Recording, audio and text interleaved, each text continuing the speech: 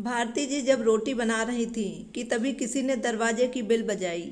बेचारी भारती रसोई घर में अपने हाथों में लगे आटे से भरे हाथों के धोने तक लगातार दरवाजे की कुंडी बज रही थी। वो बार बार बोल रही थी, थोड़ा रुको, मैं आ रही हूँ। अब इस उम्र में वो भागकर जा भी नहीं सकती थी दरवाज़ा खोलने के लिए। जैसे ही उन्होंने दरवाज़ा खोला और सामने देखा तो उनकी बेटी अदिति दरवाजे के बाहर खड़ी थी।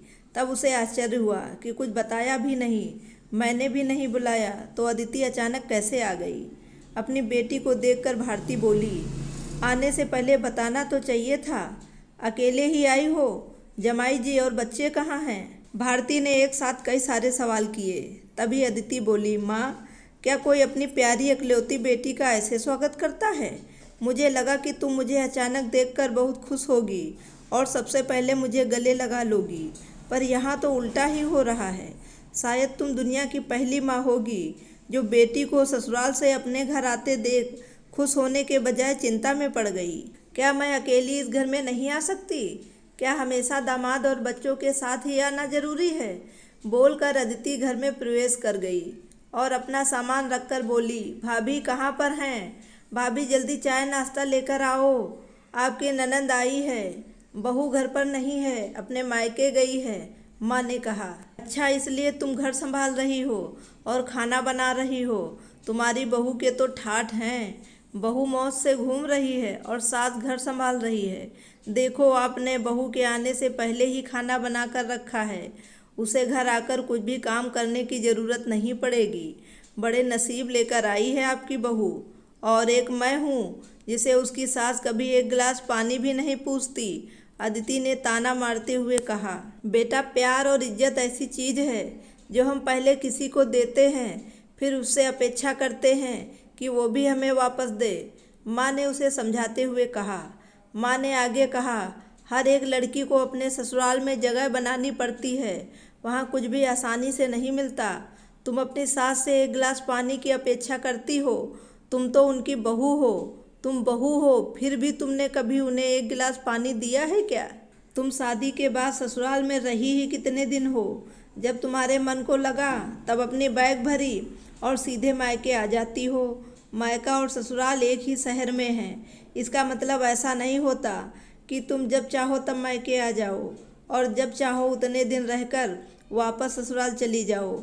मायके में भी बेटी को मान सम्मान तभी मिलता है जब बेटी ससुराल का मान सम्मान रखकर मायके में कुछ दिनों के लिए आती है, तभी उसे मान सम्मान मिलता है। ऐसा हर रोज़ बिना बुलाए कोई कारण न चाहते हुए भी कोई बेटी मायके आती है तो उसको साधारण पूछताछ भी कोई करता नहीं। और तुम मेरी बहू को बोलती हो ना, तुम तो मेरी बहू की बराबरी ही मत करो।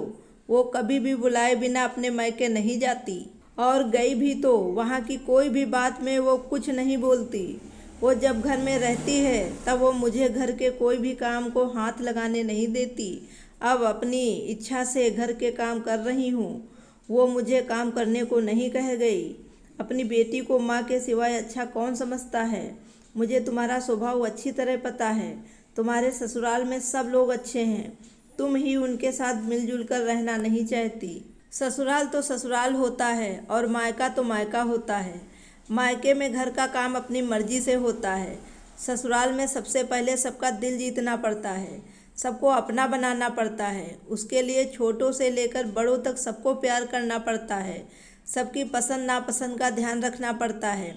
सबसे प्यार से बोलकर सबको उनके घर के कामों में मदद करनी पड़ती है। तभी सब लोग घर में आई नई बहू को स्वीकार करते हैं, उसे अपना मानते हैं। तुम जिम्मेदारी लेने के लिए तैयार ही नहीं हो, इसलिए रोज़ रोज़ मायके चली आती हो।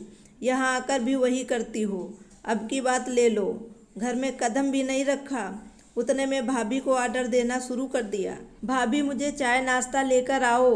वो व्यक्ति घर में है या नहीं, वो कैसी है, उसकी तबीयत कैसी है, ये पूछना भी ज़रूरी नहीं समझा। घर में आए मेहमान की मेहमान नवाजी होती है, पर उनका बर्ताव बोलना सामने के व्यक्ति को पसंद आया तो मेहमान नवाजी ना मांगते हुए भी पूरी होती है। पर तुम्हारा ऐसा बर्ताव मुझे ही पसंद नहीं आता तो तुम्हारे ससुराल के लोगों को कैसे पसंद आएगा?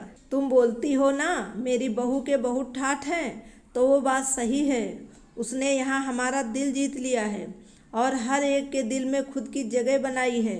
वो रोज़ रोज़ तुम्हारे जैसे ससुराल के लोगों के साथ झगड़ा करके मायके नहीं जाती। इस वजह से ससुराल और मायका दोनों जगह उसकी इज्जत होती है। जब तक उसे अपने मायके से बुलावा नहीं आता तब तक वो नहीं जाती है। आज माँ ने ही अपनी बेटी के स्वभाव के दोष दिखाए, क्योंकि उसे लगता था कि अपनी बेटी को अभी नहीं समझाया तो वो उसे कभी नहीं समझेगी। तब तक बहू भी घर आ गई। उसने अदिति को देखते ही वो बोली, अरे दीदी आप कब आई? मुझे फ़ोन किया होता तो मैं जल्दी घर आ जाती। इस पर अदिति बोली, नहीं नहीं भाभी, मैं वापस जा रही हूँ। अभी मेरी सास का फ़ोन आया था, उनके सीने में दर्द हो रहा है, मुझे वापस जाना है बोलकर अदिति अपना सामान लेकर चली गई। तभी उसकी भाभी ने उसे रोकने का प्रयास किया, पर उसकी सास ने ही अपनी बेटी को रोकने के लिए मना किया और अपनी बहू को बोली, बहू जाने दो उसे, पहले अपना घर संभालने दो, उसके बाद उसे मायके में आने दो। तुम भी किसी के बुलाने पर अपने मायके जाती हो। तभी बहू भी समझ गई कि सास ने उसकी बेटी को जीवन का पाठ पढ़ाया है। काफ़ी महीने हो गए अदिति का फ़ोन नहीं आया था।